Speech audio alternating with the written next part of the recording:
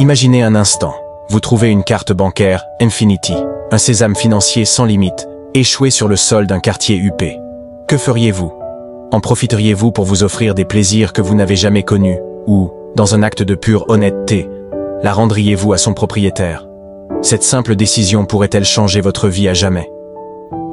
L'histoire d'Alexandre et Claire débute sur ce questionnement, une rencontre inattendue, des secrets bien cachés, des trahisons qui se dévoilent, et un amour qui naît là où on ne l'attendait pas. Suivez-les, car ce que vous allez découvrir vous fera peut-être voir le monde différemment. Alexandre Duval, un millionnaire reconnu pour son sens des affaires et son style de vie luxueux, ne se doutait pas que sa journée allait prendre une tournure inattendue. Ce matin-là, à Paris, sous un ciel légèrement voilé, il quitta précipitamment son club privé situé dans le prestigieux quartier du Triangle d'Or. Dans sa hâte, alors qu'il cherchait ses clés de voiture, sa carte bancaire Infinity, un sésame financier sans limite, glissa de sa poche en cuir sans qu'il ne s'en aperçoive. De l'autre côté de la rue, sur le trottoir bordé de platanes, Claire, une femme sans domicile fixe, remarqua la carte scintillante. Elle errait souvent dans ce quartier, espérant trouver de petits travaux ou de la générosité pour subsister. Malgré sa situation difficile, Claire n'avait jamais perdu ses valeurs. Son passé de femme d'affaires ruiné par une escroquerie l'avait laissée démunie, mais sa droiture restait intacte. Elle aurait pu utiliser cette carte pour se nourrir ou trouver un abri, mais au lieu de céder à la tentation, elle décida de retrouver le propriétaire pour lui rendre la carte. Avec persévérance, Claire entreprit des recherches. Elle interrogea les commerçants du quartier, expliquant sa découverte. Après quelques heures de démarche et un peu de chance, elle parvint à contacter le bureau d'Alexandre grâce à l'un de ses assistants qui reconnut immédiatement le nom sur la carte. Touché par l'honnêteté de Claire, Alexandre insista pour la rencontrer en personne. Ils se donnèrent rendez-vous dans un café discret, près des Champs-Élysées. Lors de leur rencontre, il lui exprima sa reconnaissance sincère. « Vous auriez pu profiter de cette carte, mais vous avez choisi la voie de l'honnêteté. »« Pourquoi ?» demanda Alexandre, intrigué. « Parce que je ne suis pas une voleuse, » répondit Claire avec simplicité.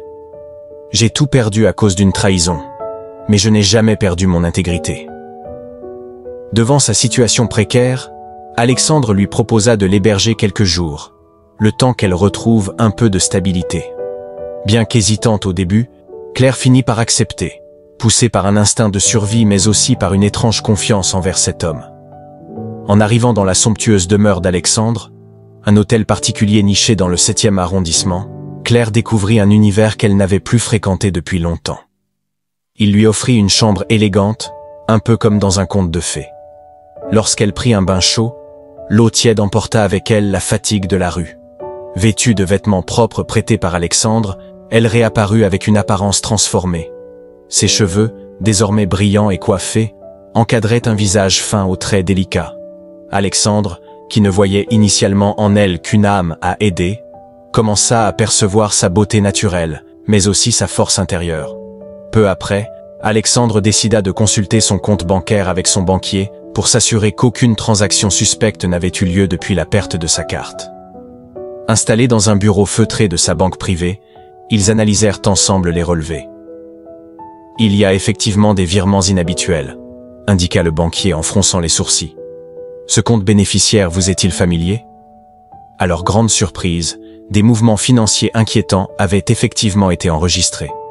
Des virements discrets, mais réguliers, vers un compte inconnu. Cependant, après une enquête minutieuse menée par les services de sécurité de la banque, il s'avéra que le coupable n'était autre que Marc Delattre, un collaborateur de longue date d'Alexandre. Marc, sous des airs charmants et serviables, avait peu à peu gagné la confiance d'Alexandre.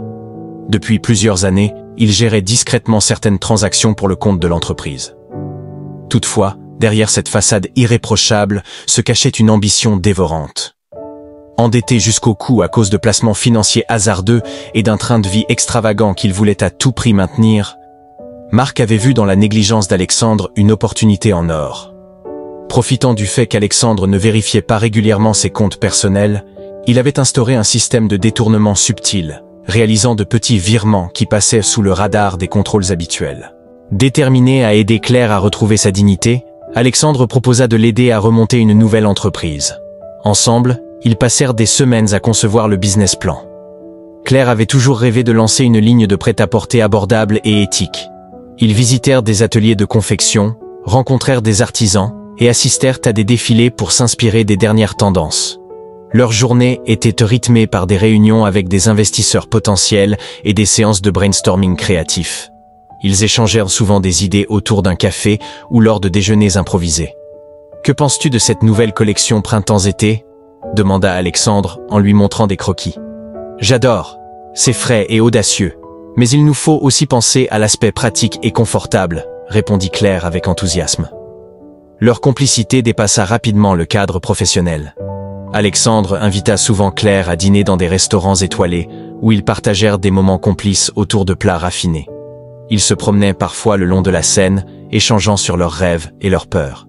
Chaque sortie renforçait leurs liens, transformant leur relation en un amour véritable. Lorsque vint le moment de demander Claire en mariage, Alexandre choisit un cadre intime et romantique. Lors d'un dîner aux chandelles dans leur jardin fleuri, entouré de guirlandes lumineuses et de roses blanches, il s'agenouilla devant elle, un écrin en velours à la main. « Claire, veux-tu passer ta vie à mes côtés ?»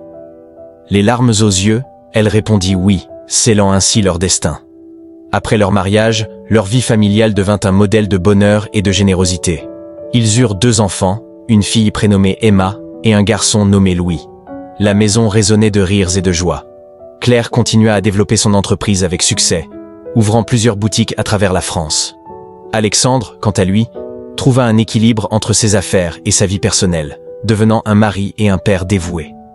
Ensemble, ils vécurent une vie épanouissante, bâtissant un héritage fondé sur l'amour, la confiance et la persévérance. Dans un monde où l'on nous incite constamment à chercher la richesse matérielle, il existe une richesse plus précieuse encore, celle de l'intégrité et de l'humanité. Parfois, les choix les plus simples, comme rendre une carte perdue, peuvent ouvrir des portes insoupçonnées. L'amour, la loyauté et l'honnêteté ne sont pas des valeurs que l'on trouve dans une banque, mais dans les actions sincères du quotidien. Le vrai trésor ne réside pas dans ce que l'on possède, mais dans ce que l'on choisit de donner et d'offrir aux autres.